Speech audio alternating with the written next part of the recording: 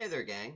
What I'm going to be talking about in this video here today is I'm going to be re-updating my Clown add-on tier list for after the patch 6.7 changes. Now, the placement for most of these add-ons does stay the same, but I did make some changes here and there based on, the nerf that they did make to Pinkie Finger.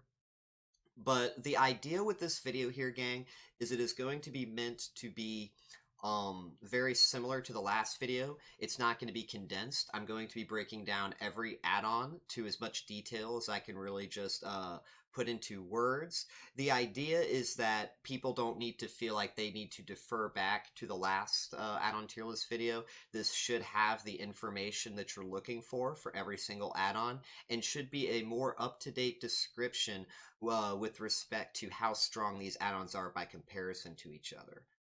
The meta does evolve and shift, and with that too, sometimes nerfs and buffs take place. In this case, it is just nerfs. They haven't given Clown any add-on buffs in quite some time. But that's besides the point, gang. The idea is to really, with this video, I want to help people out to re-understand where Clown really lies with respect to which add-ons are good and how effective that they are.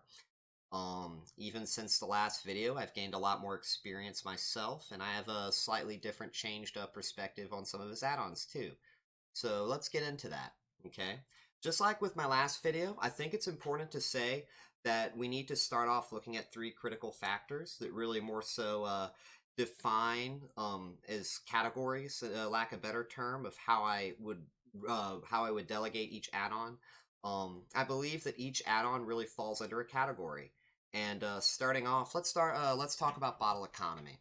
Okay, bottle economy in a nutshell is basically just your total bottle count. At base, Clown's bottle economy is 4 bottles. Without any other add-ons, he's gonna have 4. If you take sticky soda bottle, he has 5. Take cheap gin, he has 6, and if you take both, he has 7.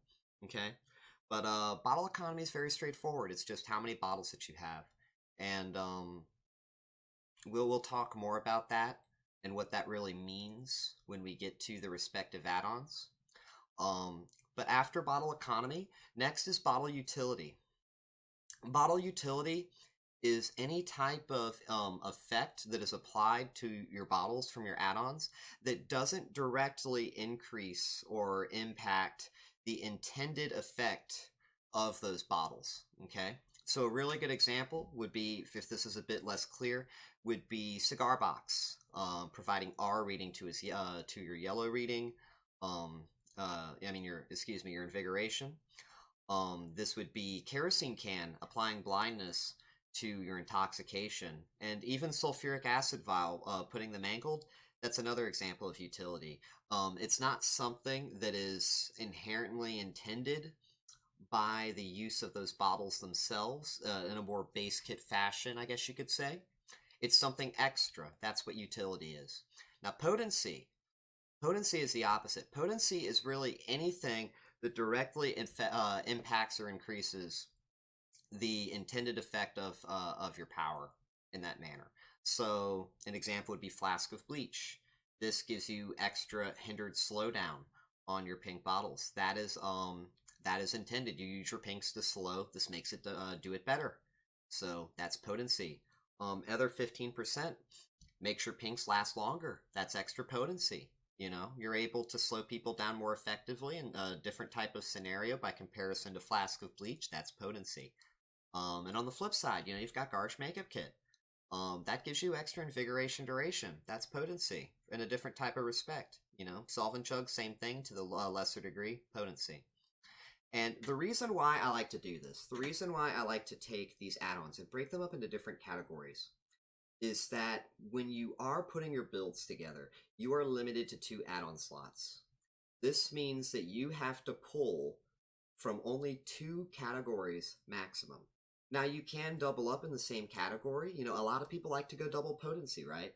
Double potency would be Flask of Bleach Ether, for example. That's something that's very, very common. Me personally, I'm a fan of utility and potency, which would be Cigar Box and Flask of Bleach, right? But the whole bottom line here is that you have to pick 2. It's a triangle of 3. You have to pick 2. You can't get 3. You can choose 2 on the same side, but you're not getting economy, potency, and utility out of your builds. You will never get that. Okay. So now that we've discussed the categories and how we're looking at the our approach to what where our add-ons lie, the next step is to look at our placement. How good are these add-ons by comparison to each other? Because all of these add-ons are from different categories. And irrespective of categories, you have 2 slots and you have to choose what you take. Okay? So how good are these add-ons by comparison to one another? I have a criteria to determine that. My criteria for determining how strong an add-on is for this tier list is based on 3 elements, okay? 3 aspects. First things first, consistency. How effective, or rather, if I'm using an add-on for an intended purpose, how reliable can I expect that to happen? Is there going to be any flaws? Can something randomly come up? Are there any contingencies that I have to play around? Is it something that, that's basically what it boils down to. Consistency equals reliability. If something's not consistent, it's not reliable. But just because there is consistency isn't the whole picture. Because as consistent as you may be, if you are consistently mediocre, you are still mediocre, okay? Consistency is not the whole picture. There's more to it when it comes to what makes an add-on strong. And another part of the criteria is potential. Potential is what I like to think of as the more raw strength. If you think outside the box, if you put full emphasis on what something is capable of, that is the meaning of potential, okay? But the thing about potential is potential exists mostly in a vacuum at best. You are never going to get through potential consistently what you are looking for. Bridging the gap between potential and consistency is not really practical in all scenarios. And we will talk about that in situations where it's not. And in situations where potential and consistency do not mesh, this leads us to our next point, our next bit of the criteria, because this is also very important. This is something I actually think way too many people underscore when it comes to how they rate add-ons and their strengths overall, is punishment. How much are you going to get hurt when things go wrong? Okay? The way punishment ties with the rest of this is that when something is not consistent, when the potential is not realized, you have an inverse effect. That's now going to blow back on you. How much does this hurt you? If you have an inconsistency that results in great punishment, that spells disaster from running an add-on. That makes something a lot worse by comparison to something that isn't as strong by potential, but has a much lesser punishment when things go wrong, and is significantly more consistent. You have to balance all 3 of these elements, consistency, potential, and punishment, in order to ultimately reach the most sound conclusion of how strong an add-on is, at least in my opinion. So now that we've looked at the factors, the categories, now that we've talked about the criteria, let's start talking about the add-ons themselves, starting first with Cigar Box. I think Cigar Box is definitively, at this point, Clown's best add-on in the entire game. It allows you to get the most out of strong chases against survivors where you ultimately will need it most. Usually what goes hand in hand with survivors that are strong in chase are survivors that notice it on generators. And Clown needs to have quick chases. This means you can't be second guessing yourself at high wall tiles. If you don't have Cigar Box, you are having to play your chases a whole lot differently than if you do. What Cigar Box essentially does for the Clown player is it allows him to put his focus explicitly on bottle placement. He doesn't have to worry about mind gaming, movement efficiency, nothing beyond the structure of the tile itself, the R reading, in his own bottle placement. It significantly cuts his attention in half. It allows him to be allows the Clown to be more proactive, and ultimately it makes sure that you aren't wasting your bottles. If you don't have Cigar Box and you set up around a high wall tile, second guess yourself, make a mistake in judgment, that survivor is going to chain that tile to 1 to 2 extra tiles. You're going to be down 2 bottles. And depending on your bottle economy, remember we talked about that, how many bottles you have. If that survivor is healthy or not, that may ultimately be the decision in whether or not you are able to down that survivor in a relatively timely manner. Because what happens if they're healthy, you're down 2 bottles with an economy of 4 bottles. If you have to use those last 2 bottles to confirm a health state, you're out of bottles. You're going to have to chain them with no bottles, no power to a new tile so you can lock them down so you can reload, and that's a lot of lost time. It's really, really bad. And that's what's so good about Cigar Box. Cigar Box quite literally allows you to play in a way against strong survivors in a very efficient manner around even the toughest of tiles where otherwise vision wouldn't be possible to you. Because sometimes you just can't afford to second guess yourself. You second guess yourself in a lot of scenarios against strong survivors in the early game for your very first chases, and you're going to really get punished for it. Let's talk about, though, so we've talked about its consistency. We've talked about its potential in a way. It's very consistent. You are going to get aura reading in almost every scenario. The only times you will not be getting aura reading is if the survivor has, to my knowledge, one of 3 perks. If they have Distortion, Off the Record, or Soul Survivor. There might be 1 or 2 extra that escape me, but Distortion is really the biggest one. The thing about Distortion is that it not only blocks the aura reading, excuse me, but it also removes your scratch marks too from the survivor. You are not able to see scratch marks if they have Distortion. And this puts you in a much worse position in chase than if you just flat out didn't have Cigar Box.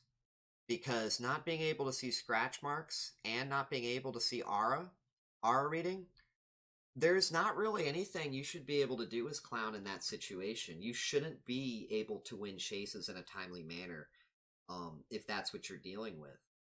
If the only way that you are downing a survivor in a timely fashion at a high wall tile, when you don't see their auras and you don't see their scratch marks, is if they are playing themselves. It just shouldn't happen. They should have everything in their toolkit, whether from seeing you over the walls, seeing you through the walls, pre-dropping the pallet, playing around that, chaining from the tile, abandoning. I really want to put emphasis on that, because the reason why is because when it comes to how much the punishment really impacts you from Distortion, it really is significant. I would go as far as to say if a survivor has Distortion, you don't chase them. Distortion is 8 seconds per stack, which means if they have 3 stacks, they get 24 seconds of 0 scratch marks and 0 aura reading. That is just on top of just them playing well in general. You will not get an efficient chase against a survivor that is playing well if that is what's going on with Cigar Box. And here's the thing. You can't just not use your yellows. If you want to go against Distortion without using your yellows, you are deliberately committing to a play style of playing suboptimally. Because you absolutely do need to, you need your yellow bottles to play high wall tiles. It's not just about throwing your pinks when you play Clown at a high level. Survivors that are efficient, they're going to punish you for that if you only use pinks. They're going to make it to windows, they're going to make it to pallets and pre-drop, you're not going to get your hits. As far as the other 2 perks go, Soul Survivor and Off the Record. Off the Record is not too punishing, and the reason why is because typically when survivors are getting value from Off the Record, they're going to, when it comes to the R reading protection, they should be coming off the hook in a vulnerable position to begin with. You should be catching them either near a dead zone or near a weak pallet. You should be able to either break the OTR if you didn't break the base, get BT really early. You should be hitting them there, and from there it's just a regular chase. And further, I want to put emphasis on the fact that you can see scratch marks. That is really ultimately what makes Distortion such a strong counter punishment for specific terminology against Cigar Box, is that there's no scratch marks. But OTR, you do get scratch marks. So if you have a good understanding of what they're doing, you get good bottle placement, and the scratch marks basically give you the confirm along with, like, I guess, audio cues, you're golden. You know, you'll still get your hit, you'll get your down, you're good. But yeah, other than that, there's Soul Survivor. For Soul Survivor, for one thing to even get value, a survivor's got to be dead, so you're in a good spot if Soul Survivor is typically going off, and you know, you also still see scratch marks if they have Soul Survivor. So yeah, you don't see Cigar Box. Cigar Box is literally does nothing against somebody that has Soul Survivor, but someone's got to be dead for it to be getting value. So that's kind of my perspective on that. It is what it is. But yeah, that is Cigar Box. Like I said, I think it is the strongest add-on on Clown. Just the way that it revolutionizes chases against survivors at a high level very consistently. It has very high potential. The only punishment that exists for Cigar Box in a really, really strong manner is distortion, and that is it. I don't really mind the others so much. I seldom ever see Soul Survivor, and off the record, like I said, you can usually capitalize off of it to where even due to the scratch marks being able to see that, it makes it not an issue. But going on next, let's talk about Flask of Bleach. Flask of Bleach, very, very good add-on. It's not necessary for the majority of loops. There is a long period of time I never ran Flask of Bleach because about 60 to maybe 75% of palette loops, in my opinion, they do not require Flask of Bleach. You are able to just go yellow on one side, pink on the other around a pre-drop palette, and you'll hit that survivor before they make it. If they don't run around and they go the 50-50, the yellow gives you the speed boost to hit them off the palette slide. So, you know, I typically never really minded needing Flask of Bleach for a good amount of time. But the reason why it's Clown's second best add-on is because of what it does. Because like I said, you have that 65 to 75% where you don't need it. You've still got 25% where you do. And that makes a huge difference, okay? It is very consistent in its own right because literally what it does is it increases the strength of your pinks. That's very straightforward. That's very damn consistent as it comes. And the potential, that's what we're talking about here. That potential right there. That 25% is crazy potential with how consistent. And what that means is you go, what you're able to do in Chase by virtue of running Flask of Bleach, you're able to go from a weak tile where you get a hit where you otherwise wouldn't have needed Flask to a strong tile where you do need Flask. And you now don't need to break the palette. You're able to hit them before they make it to a window. That's a big deal. That is the difference between 15-20 seconds added to your chase. Especially if they pre-drop the palette and you hit them before they make it back to the palette at that tile. That's a really good example too, because what that means is you down them because Flask enabled you to hit them before they got back to that palette, and then you break the palette. The palette's gone. And you hook them nearby, especially if it's near a proxy, a strong gens are in a dead zone. You've created a strong dead zone and you can retunnel them out. That's so good. That's so good. And that's what's really makes Flask of Bleach so great is that it's very straightforward, very consistent, and it has very high potential. What's the punishment for Flask of Bleach? The same punishment that you really see for either 15%. Vigil. That's it. You want to counter Clown, you want to counter even just in general, not even just add-ons, take Vigil. And Vigil is good paired with Sprint Burst too, by the way. But that's all you've got. If you don't got Vigil, and you don't have really damn good movement efficiency for the most part, Clown's going to hit you in almost every damn loop if he's got Flask of Bleach. And that's why it is the second best add-on on Clown. Because of that potential, what it enables you to do, and the fact that there's barely any form of punishment, and it's so damn consistent. It's amazing. Next up, Cheap Gin Bottle. I used to love this add-on more than Flask of Bleach due to just how, like I was saying, for the majority of loops, you really don't need Flask of Bleach to get the hits in. And what's really nice about Cheap Gin, it's also straightforward. It's very consistent. You always have 6 bottles. You always get more bottles back. And this means that when you're going from tile to tile to tile, you're not reloading as much. You're reloading much less often over the course of a whole match. And this means that you can set up at a high wall tile, Survivor starts breaking early, you pick up your yellow on the preemptive setup, you chain that to another yellow as you set up the pink, but if they double back, you take that yellow, go to that direction, and then you have another. You get what I mean? You don't have to reload. You have all of these means of maintaining. It's like a snowball. Cheap Gin, if you are not in a position where you are playing around a specific difficult tile, and you are just more bouncing between, you can continue the momentum on the snowball and you can go crazy with it because it increases your bottle economy. Usually the hump that Clown encounters and chases, especially when he's running 4-bottle economy builds, is that he's going to blow his load, he's going to run out of bottles, and then he's got to stick to you to get you to a place where he can reload so you don't just haul ass across the map. That's kind of what his deal is. And that's what made cheap gin bottles so nice. It was nice just to be able to just go crazy. You know, it's very consistent. But where does the flaw to it? Limited potential in 2 facets. First things first. It really excels at chaining tiles, and that's about it.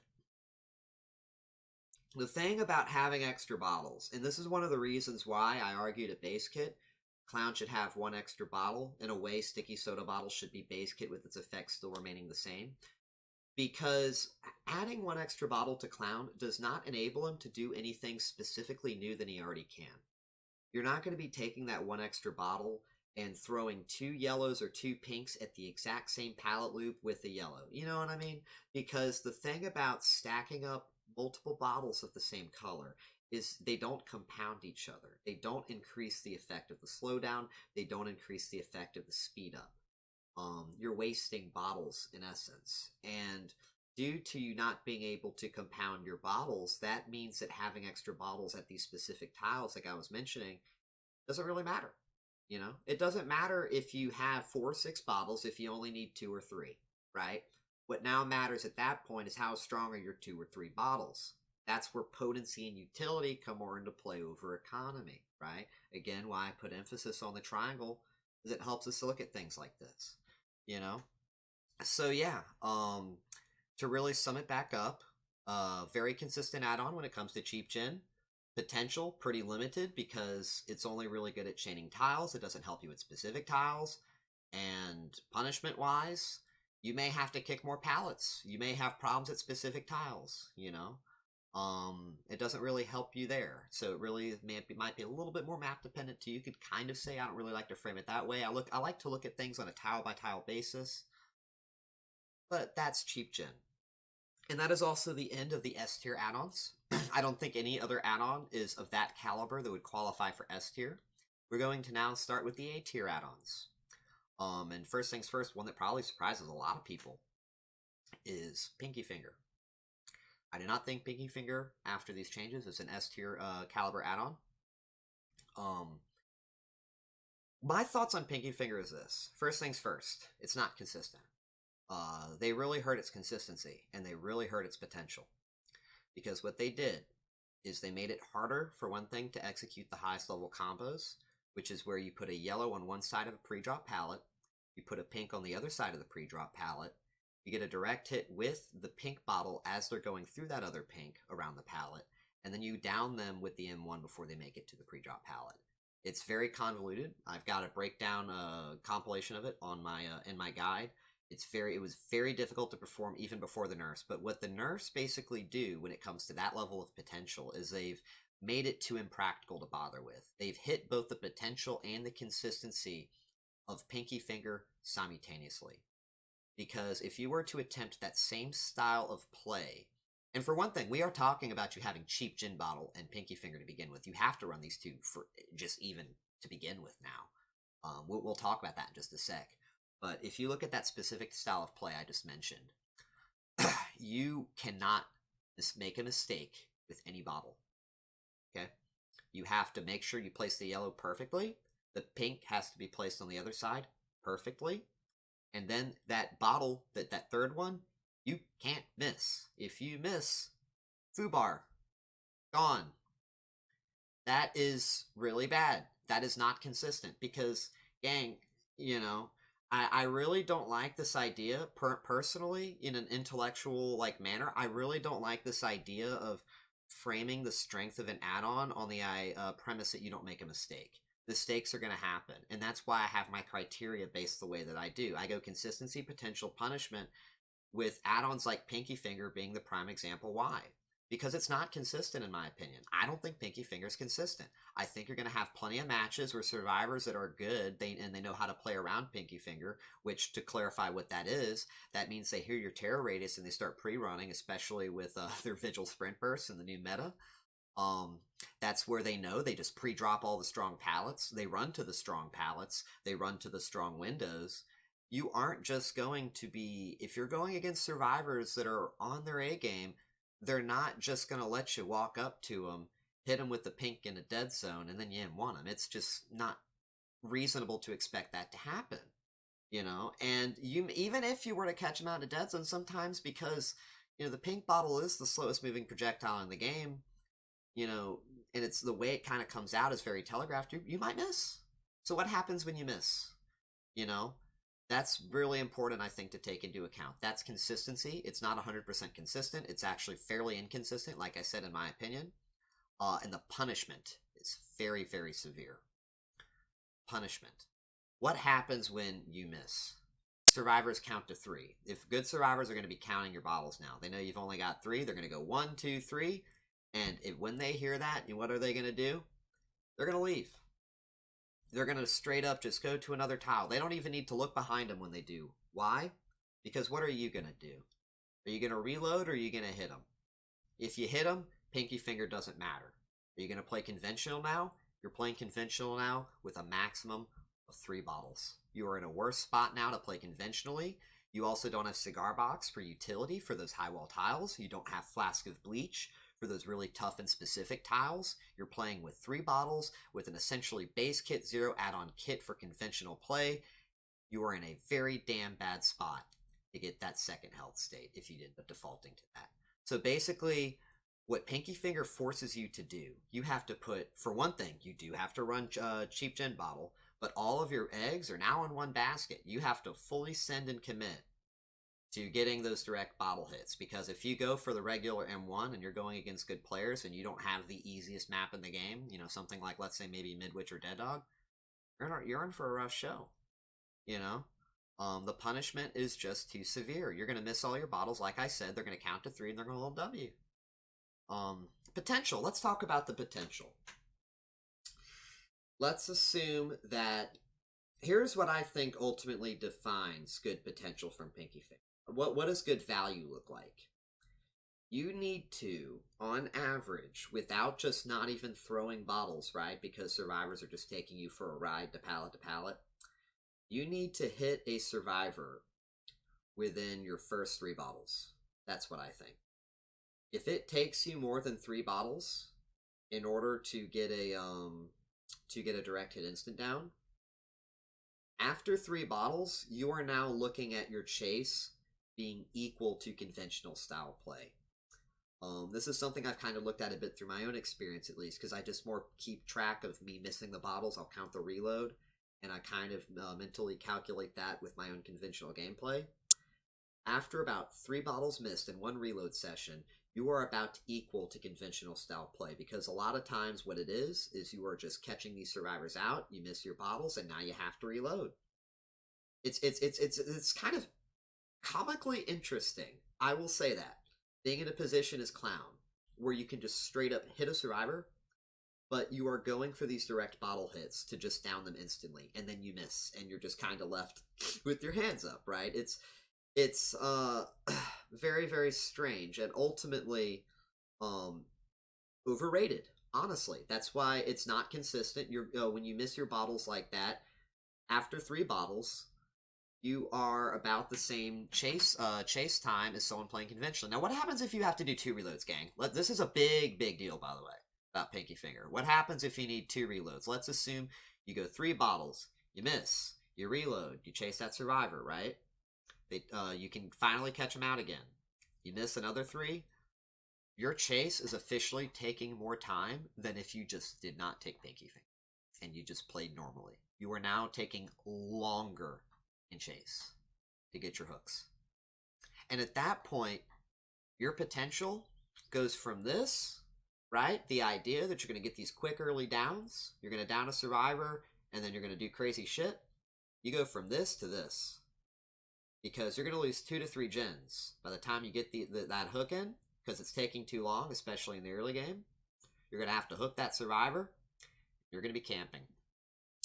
And that's kind of why I have 2 placements for Pinkie Finger on this tier list. Because Pinkie Finger, yeah, you get those early downs. You can do some pretty good stuff with it, but it's not consistent. You know, I expect you to make a couple mistakes at some point in your chases because you won't be playing perfectly. And you know you'll still do well. I think you can definitely 3K with it. But the play style, especially being how different and definitely not as consistent. Oh my gosh, you compare consistency wise, right? Compare consistency of Pinkie Finger to Cigar Box, night and day difference in consistency. But if you don't land those bottles, gang, and you're reloading 2 to 3 times before you down people and you have to camp, in my opinion, this is where I would place Pinkie. If you are basically the most of the value you are getting from Pinkie Fingers, you are face camping. That's my opinion. I don't think it's then that good. You're looking at best a 2K6 outcome. At best. Where you get someone down, maybe 2 gens pop, you face camp them before the last gen pops, you catch them out in the post gen phase, maybe. You hook them with Pinkie, you face camp, there's your 2K6. That's not good. That, to me, does not make an S tier add-on, if that is what's going on. You know? And if that's common or frequent, then I don't think it is consistent, and I think it's too punishing to call it an S tier. It doesn't mean it's not strong. The potential is what carries it, in my opinion. I think the sheer potential of this add-on is what keeps it at top of A. If that potential wasn't there, flat out, if it was literally just the face camping add-on, top of C. Survivors are going to reassurance your shit. They're going to coordinate. I mean, like, they will trade. They will sooner trade. You know what I mean? They're going to do stuff that you probably won't expect, I can imagine. Reassurance especially. And, you know, you might even 1K3. You might even, not even kidding, have matches where you 1K3 with Pinkie Finger because just of what they've done to it. They've nerfed the consistency and they've nerfed the potential. You know, you have to play a whole lot better just to get the same returns. And good survivors are not just going to give it to you for free. They're not just going to give you these free downs. I think that about wraps up Pinkie Finger, though. Up next, Other 15%. Other 15% is a very good add-on, but the main problem that it has with, by comparison to something like Flask of Bleach, is that it only really helps you more so when you're chaining tiles, but it's still really good at that. So if you have a survivor and you're going from tile to tile, and you have Other 15% versus something like Flask of Bleach, it will actually in some cases be the difference in whether or not you hit them.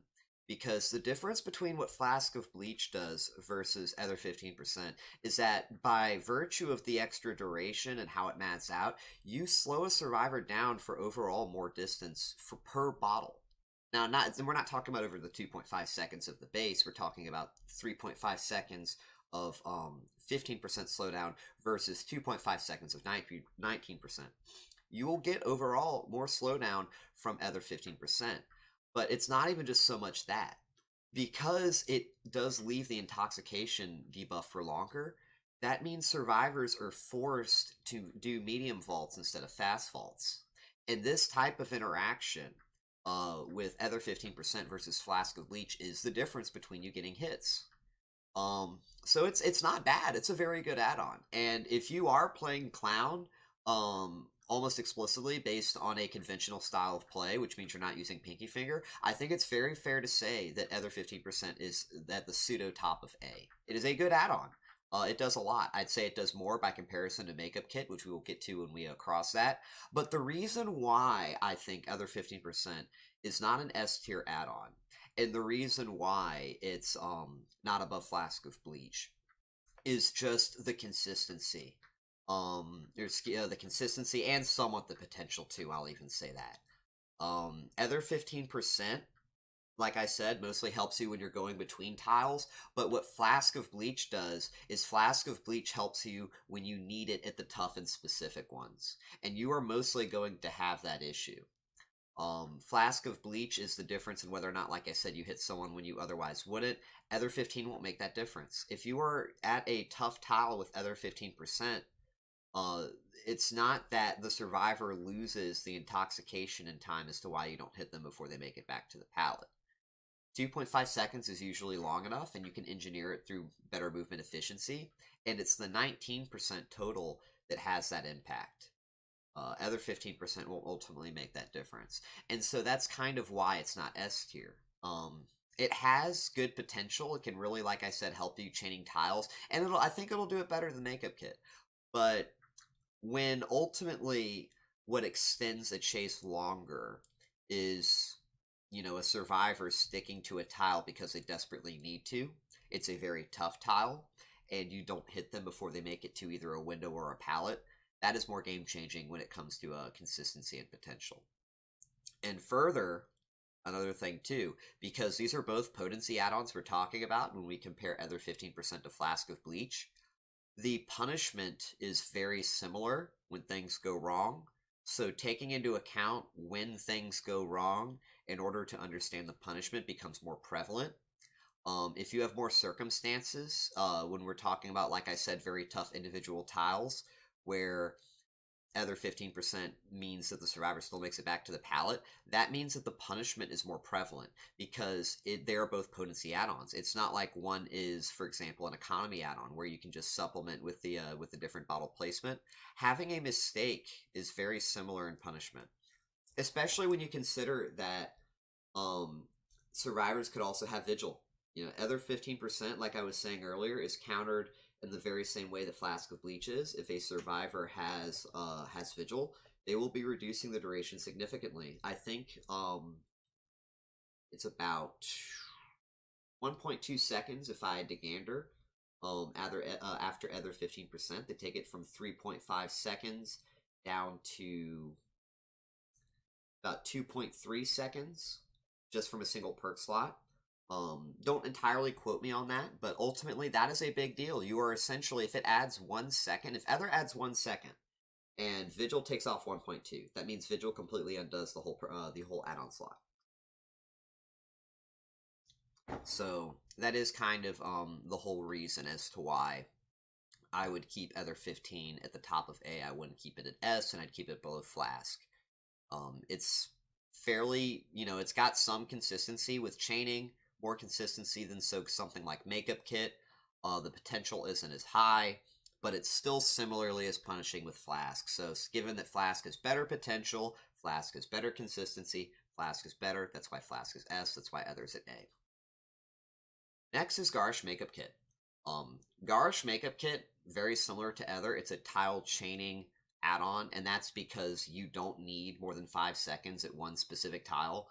5 seconds to walk around a tile is a very long period of time, especially if you're chasing a survivor that's also slowed down by a pink. So Makeup Kit is really irrelevant when you are just chasing around even pre-drop pallets.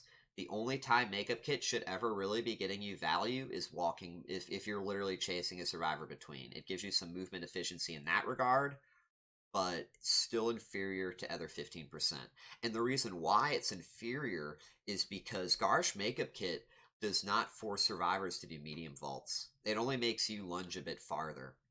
And that is, I think, a better impact as far as to a survivor escaping a blow, is being able to fast vault versus you being able to get that slight lunge in, just due to the sheer slowdown of a medium vault by comparison to a fast vault.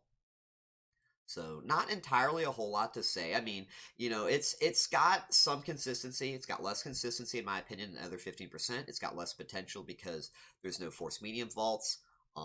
Punishment's also similar. They are potency add-ons, which means that you don't have better economy. It's not giving you some type of utility it's not like there's some type of utility that is inherent to Makeup Kit that would put it edgewise over the potency of something like Ether 15%. So yeah, it's just inferior, just ever so slightly. Still a very good add-on. I think it's an A tier add-on.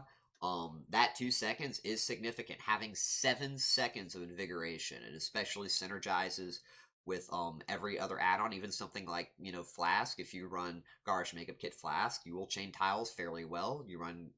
I've never actually run it, but you could go Garish Makeup Kit and Ether, and you will also chain tiles well, but you could also go Garish Makeup Kit with Cigar Box. Now you have 7 seconds of R reading and speed increase. So it's got very good flexibility, very good synergy, fairly somewhat consistent, not the best potential, but not the worst punishment either. Similar punishment to the other potency add-ons. So very good add-on, pretty solid. Last in the A tier, Probably like, I mean, it's pretty interesting because I know it's a yellow add-on, is Sticky Soda Bottle. In my opinion, this barely sits on the cusp of A. It's almost at the top of B. But there have been many situations where just not having that bottle is 10 to 15 seconds, believe it or not. Because sometimes you are going against very movement efficient survivors. They know how to chain tiles, and you end up having to do a partial setup that you chain into another partial setup to have to get that down, but you don't have the bottles for it. So let's assume I'm going yellow into pink. I get a hit, and then I throw another yellow, and I'm getting ready to throw the pink. But then I notice that the survivor leaves that tile. Okay, so I still have my yellow used. We're now at 3 bottles. I take my yellow, I take them to the next tile, and I'm able to go yellow-pink around that pre-drop palette. I would not be able to do that if I didn't have Sticky Soda Bottle. So even though this is a yellow add-on, that one extra bottle, if I have good enough momentum, I recognize I'm going against a strong enough survivor that knows when to chain the tile. It's not a high wall tile, possibly, or even if it is, I get the right read. And further, if it's not tight enough to where I'm able to hit them before they get it back to the pre-drop palette, which, like I said, that applies to 65-75% of most palettes across most maps, then we're golden. We're good. And that's why Sticky Soda Bottle is an A-tier add-on. It's extremely consistent. Very, very, very consistent. The potential is not going to be as high, like I said, as a Potency add-on, or even some of the greater utilities, like Cigar Box or Flask of Bleach, things like that.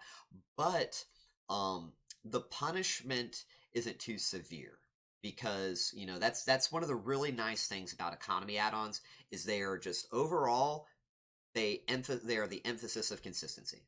The only punishment that comes from taking an economy add-on is just the sheer opportunity cost of which you otherwise wouldn't be taking. But that's it. It's not like there is an imposed downside other than that of taking an economy. It doesn't hurt you in some fashion. That's why Sticky Soda Bottle's an A tier. But that is ultimately the end, I think, of the S and the A tier add-ons. And this is also normally, by the way, where I do like to put my cutoff on good add-ons. I don't think any add-ons below the A tier are worth running. You have a very nice spread of add-ons that you can run together between the S and the A. All types of combinations, anything from cigar to flask. You could go cheap gin to cigar. You could go flask and ether, Pinkie Finger, cheap gin. Garish Makeup Kit Sticky, Garish Makeup Kit Flask. There are so many different ways you can take those 7 add-ons in the S and the A tier and mix them up together that there is virtually zero reason why you should ever run any of the add-ons in the B tiers and the below unless you are purposefully trying to save blood points. Okay? But we're still going to talk about that. It's still very important to understand their strengths and their weaknesses and why, specifically, why I relegate them to these categories. Or, like these placements on the tier list. And so let's do that, okay? First things first, let's talk about Solvent Jug. Solvent Jug is not one of the worst add-ons in Clown's arsenal. I think if we're really talking about the, quote, suboptimal add-ons that are borderline not playable, like literally on that border, Solvent Jug's a good example. It gives you 1 extra second of invigoration when you're chasing a survivor with your yellow bottles. And there are sometimes situations where you get a hit because of that. You hit them before they get to a pallet because, sometimes you either followed up with a pink or even just the yellow itself. They don't make it in time. Yellows do give you longer lunges. And so having an extra second of that speed and then being enabled to do a longer lunge, that can still work out in your favor in a very good way. Solvent Jug is consistent in that regard. Potential is not just completely neutral and non-existent. It's got some potential too, as we kind of described. Punishment-wise, like Makeup Kit, you don't want survivors getting your yellows. They'll get some benefit, but in the same way that it's kind of weaker than Makeup Kit, the punishment isn't as prevalent. But that is kind of the best way of really describing Solvent Jug. It is in essence a mediocre add-on. But it's not a terrible add-on.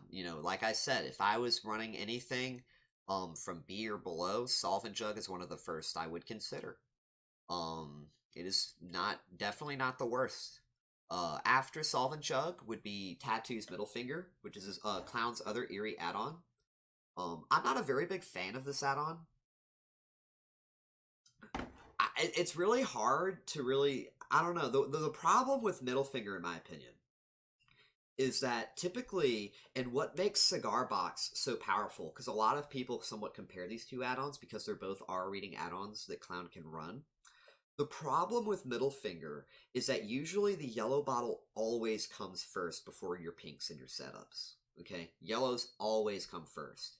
And with movement, reading survivor movement, and with actually playing a tile being somewhat dependent on knowing how the survivors are moving, the problem with Middle Finger requiring a survivor to first get intoxicated is there is a presumption on Clown to make a smart read without having that info on where he really should be going.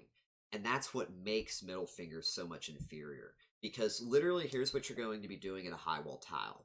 You're going to be either throwing a pink first and trying to push him through the pink before you throw down a yellow somewhat away, before you go through the yellow to push him back through the pink to refresh the aura before you go back through yellow through, which is going to take longer, by the way, doing all of that. That's what you have to do with Middle Finger, whereas otherwise with Cigar, you throw the yellow, you want to push them in a favorable direction before you throw the pink, and then you're going to take your yellow, you're going to see their R, you're going to push them through the pink, and you're going to get your confirm.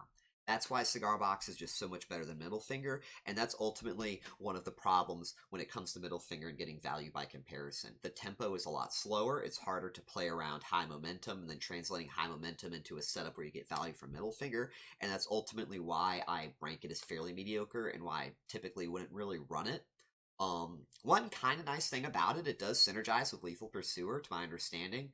You will go from 6 to 8 seconds of R reading on an intoxicated or invigorated survivor, but that's really about it. That's really the only thing it's got going for it, and the fact that, like I said, when it comes to how you typically set up your combos as Clown to really play properly, it just ultimately isn't very remarkable to me. Not a bad add-on by far, you know, and if you're a Clown player that isn't very adept with his yellow bottles, I'll even say that, you'll probably get more value with this add-on not only than just Cigar Box, because Cigar Box is dependent on having a very strong understanding of using your yellows, but you'll probably get more value with this add-on than many of the others. Information is very, very important. It's just, again, a big part of my ranking of these add-ons is everything into account with opportunity cost. So I'm going to put Middle Finger here, knowing that Cigar Box exists, because you could just be taking this. There's virtually no reason take Middle Finger when Cigar Box exists. You know what I mean? Unless you make that voluntary decision with emphasis on voluntary. So again, wrapping up Middle Finger, very, very consistent. Ultimately not too great, but I do think it helps players that ultimately are not very experienced with their yellow bottles. Next, Bottle of Chloroform. You know, there are definitely worse add-ons. Also doesn't really stand out. Probably won't run this add-on very much myself, but what this add-on excels at is when you are chasing survivors, especially at high wall tiles where you have to get very complicated setups over the walls, sometimes you're going to overshoot your bottles. I make this mistake myself where I throw my pinks, they get too far displaced from the loop, I'm chasing a survivor in a very tight means around the walls, and because of that, they don't go through my pinks, they maintain their full speed, they're able to fast vault a window, make it to a pallet, and then they extend the chase by 10 to 15 plus seconds. So that's a problem. And that is what gives the potential to this add-on. The potential does exist, but how consistent is it? How consistent is it is the question. Ultimately, I would not say it's entirely too consistent, because you shouldn't entirely be making that mistake. Sometimes it happens to me. I don't play perfectly, and as I just said, I overshoot my bottles sometimes. But the difference, and this is just the sheer difference between whether or not this add-on gives you any value is whether you overshoot or you don't. And while I still overshoot, it doesn't happen very frequently. It's not frequent enough for me to tell myself that I'm going to run Chloroform over Flask of Bleach by comparison. I will not go Chloroform, Cigar Box, because it's not as if I'm overshooting myself so frequently with the experience that I have that that's a problem. Placement, when you're looking at bottle placement or throwing your bottles at stationary areas of the ground, it's completely different than, say, something like with Pinkie Finger, you know, you're going for the direct hits.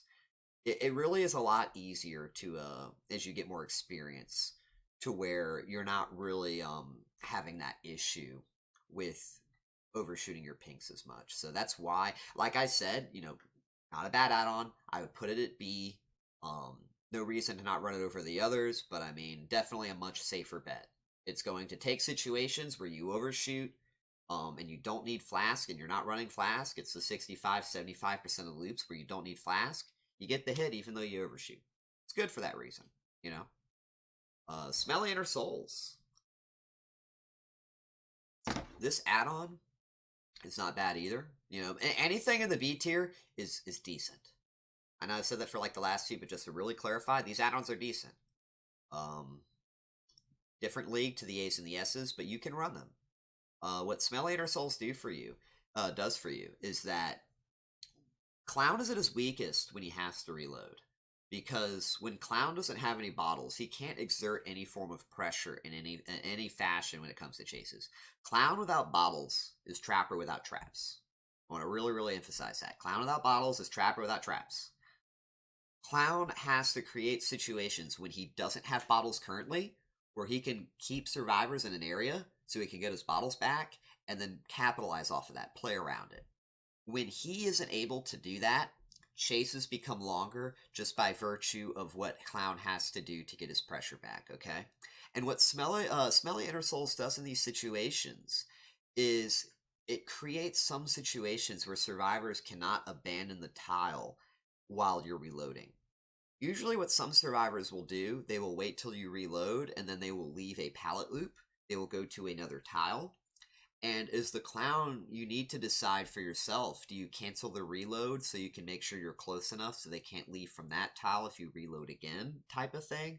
Or do you just reload as it is and hope that they don't extend even further beyond that? But that's ultimately the issue. And that's what Smelly Inner Souls helps alleviate. Smelly Inner Souls gives you that extra movement speed that you need in order to somewhat, in some circumstances, keep a survivor at a pallet loop while you're reloading. Now, this is mostly prevalent when you're at more so corners of the maps where survivors can't just run behind them. If survivors are able to run behind them, the displacement of the pallet loop between you two will usually give them the distance that they need, even with Smelly Inner Souls, to just leave the tile. But if they aren't able to do that, you usually should be able to keep them at the same pallet loop, because the movement speed that you gain with Smelly Inner Souls means you can cut them off before they actually leave the tile. So it's pretty good for that reason. It's not going to actually enable you to hit survivors at a loop any easier, but what it is going to do is keep them at that loop, so that way you can set up around it after reload and then down them all that much easier. You get what I mean? So you can actually have faster chases just de facto by keeping them at a weak pallet loop, because you're able to prevent them from leaving just due to your sheer increased movement speed as you reload. So like I said, pretty decent. But moving on next, we've got the C tier add-ons.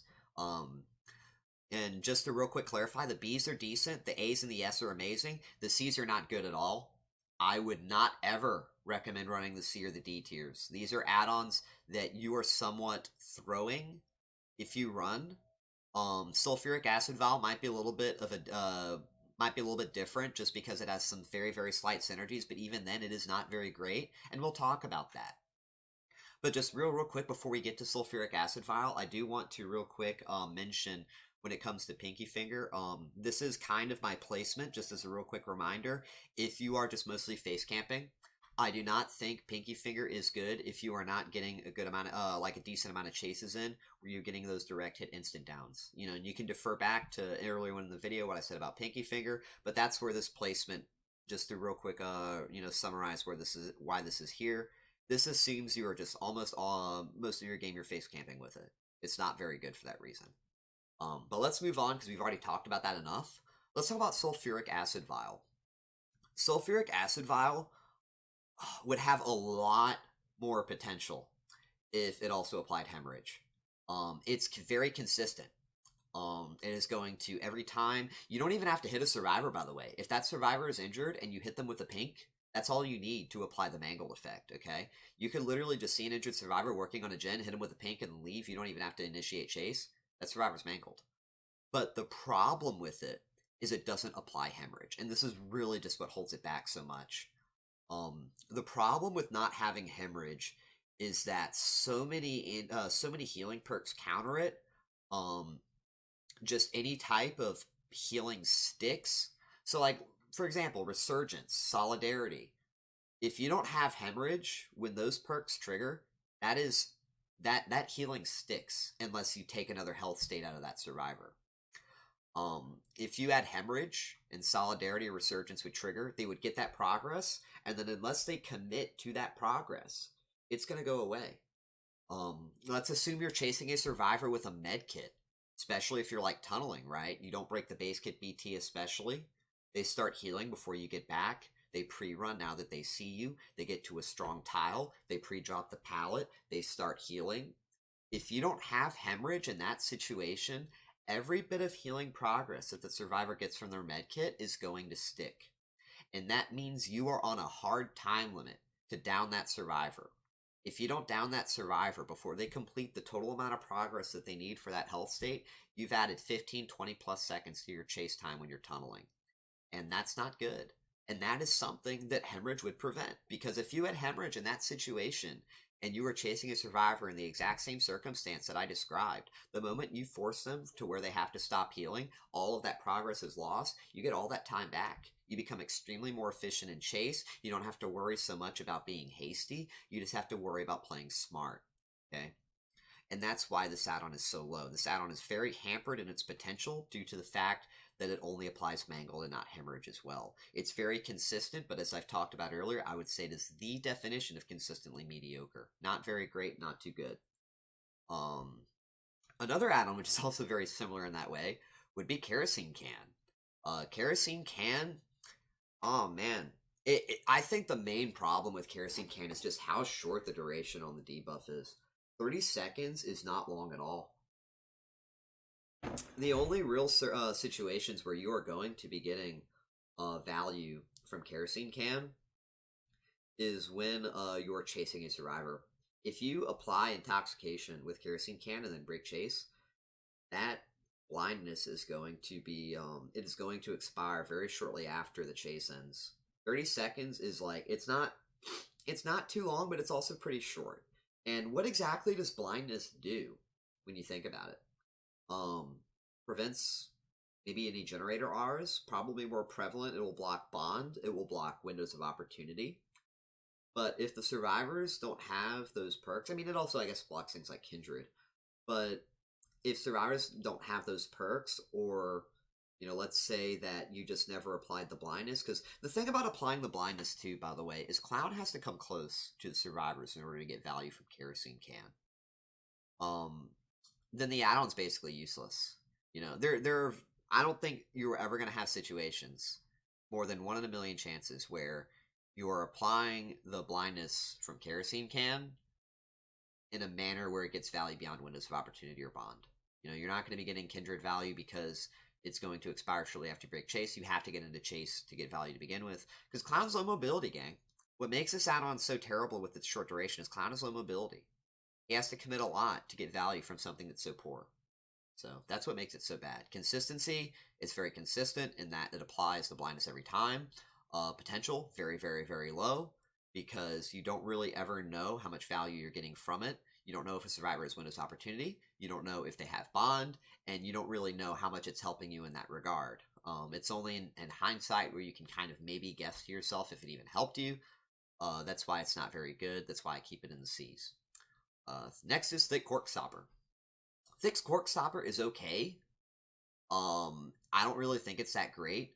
0.5 seconds faster reloading is not very game-changing, because, you know, survivors, I would imagine, still make it to a new tile, but even just more so than that, like, when you compare it to Smelly or Souls, you're not preventing them from leaving that tile. So I really just ultimately don't like it by comparison. I don't think it's too good. The opportunity cost of what you give up is very, very bad. It's not something that I would recommend anybody ever run. It's very close to D tier. Very, very, very close to D tier.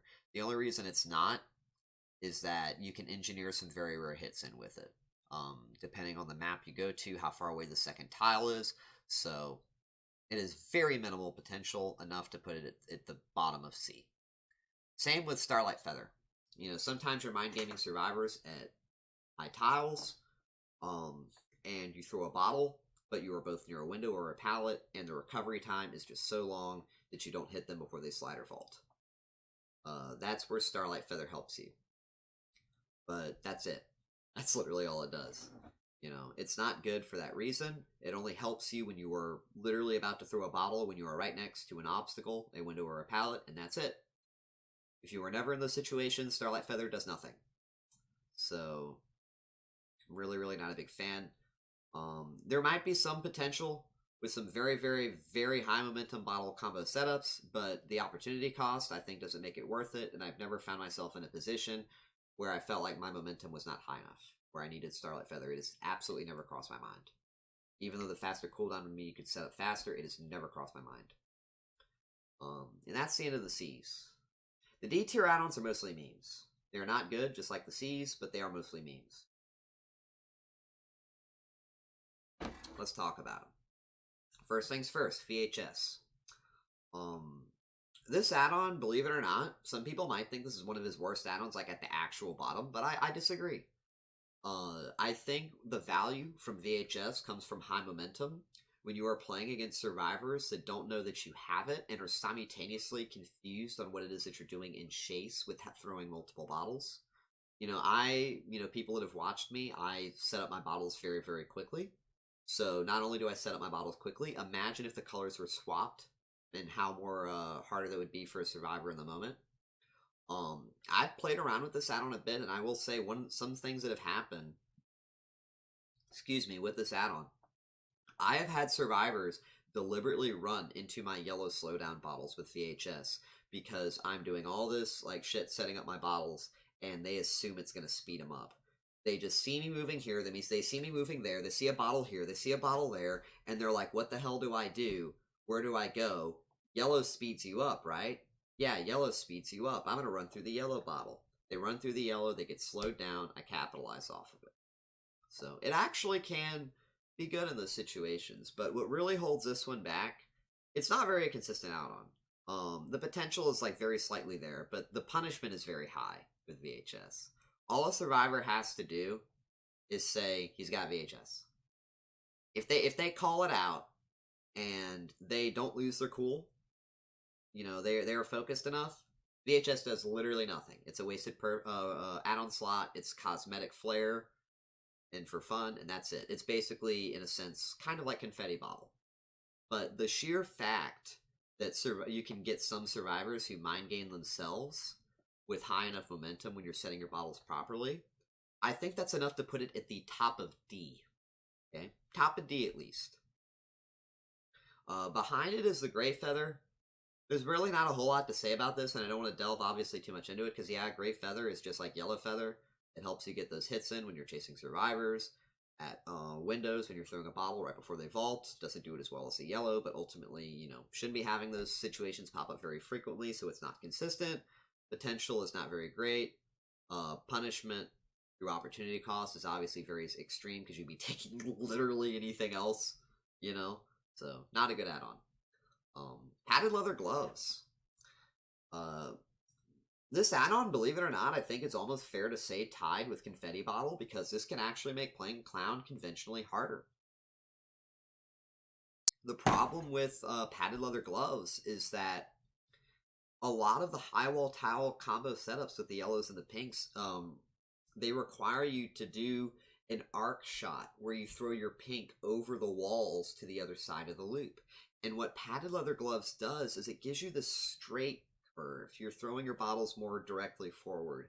And this can make it harder to actually get the arc that you need to place it properly. You'll probably sooner end up throwing your pinks into the literal stratosphere before you end up getting them where you need them to be. And that's why this add-on is ultimately just not very great. What is even the potential with something like that? What are you looking to do with padded leather gloves? Hit a survivor directly with your pinks? Why are you looking to do that? You don't typically want to do that to begin with your pinks. You want to put the pinks in front of them so they run through the full cloud and get especially the slowdown for longer. There may have been a time where padded leather gloves was more prevalent when you could run it alongside Pinkie Finger. It's just after the nerfs that the developers have done to it, you literally can't practically run padded leather gloves and Pinkie Finger now if you wanted to, because you've got one bottle. You have to hit that one bottle, and then you have to M1 afterward, and if you don't, you've got nothing. And, you know, going back to what I was talking about with the Vigil meta, especially, you know, where your exposed is going to be minimum 7.5 seconds shorter, you can't afford to go against survivors that have Vigil when you only have one bottle, you know, because you take leather gloves with Pinkie Finger and you aren't able to confirm off of it. You're adding 15-20 seconds just because of that one reason alone, you know? It's not very good for that reason. It doesn't help you with Pinkie Finger. It doesn't help you conventionally around high wall tiles. So, in essence, the potential now is very, very low. The consistency is very, very, you know, like, it's pretty consistent, but consistently bad. And yeah, you get punished a lot. You literally get punished for taking this add-on because of how much harder it is to play even conventionally. So, not a good add-on. Arguably tied with Confetti Bottle with how it can hurt you. But let's talk about that. Confetti Bottle, just very, very briefly. What does Confetti Bottle do? We don't have to spend, obviously, minutes talking about this. Makes confetti, you know, very, very fun. Gives you extra blood points, and that's it. It's almost the equivalent of taking no add-ons. It's a fun add-on, that's it. So why is Confetti Bottle above Spirit of Hartshorn? Because Spirit of Hartshorn is terrible. I would almost argue that you are going to play worse taking Spirit of Hartshorn, kind of like with padded leather gloves, but in a much greater extreme. You're going to play worse taking Spirit of Hartshorn than if you just literally didn't take an add-on. I would sooner go Confetti Bottle or 0 add-ons than take Spirit of Hartshorn. Because what this does, unlike Chloroform, you know, some people like to kind of see Spirit of Hartshorn as similar to Chloroform, but here's the problem with that. Spirit of Hartshorn has the ability to enable survivors to punish you. It is going to make your yellow clouds larger. And why on... One thing that is very interesting to me, you shouldn't be displacing your yellows like this. Because your yellows, usually just by the sheer fact that they come out first, your yellows are going to have the least issue due to improper placement. It's your pinks that will mostly have that issue because if you're trying to maintain high momentum and you're setting them up early and you're doing things like throwing them over high wall tiles and you end up overshooting because of that, that's typically where something like Chloroform actually becomes relevant. You know, you don't have that problem with Hartshorn because your yellow bottles are not going to be very convoluted in their placement. They're going to be very straightforward. You're going to usually have line of sight for it. It's not going to be a problem. And that's the other thing. Let's assume that it is, just by, for whatever reason, you make your yellow clouds bigger because you're having problems with your placement just somehow. What you're essentially enabling for the survivor is for them to get value from your yellow bottles, and when a survivor gets a yellow bottle, they can't get pinked for the entire time that they're yellowed. And they can do a whole lot with that. They get guaranteed fast faults. They get a very good shot at making it to pallets. If you hit them while they're still yellow, they can take that haste and they can magnify it with their speed boost from getting hit, get even more distance from a tile. It's very, very, very bad when survivors get the yellow bottle from you. And that is something that becomes much more practical when you take Spirit of Hartshorn. That's why I think taking Spirit of Hartshorn is essentially throwing. It's not a good add-on. I would sooner just not take any other add-on. But I think that just about wraps it up. I had to kind of split this into a couple of takes, just here and there, just to kind of collect and recenter my thoughts. I hope this is very, very helpful to some people. This will be the current sitting tier list up until the next time that they adjust and change Clown. But thanks everybody for tuning in. I hope you guys appreciate it, and y'all take care.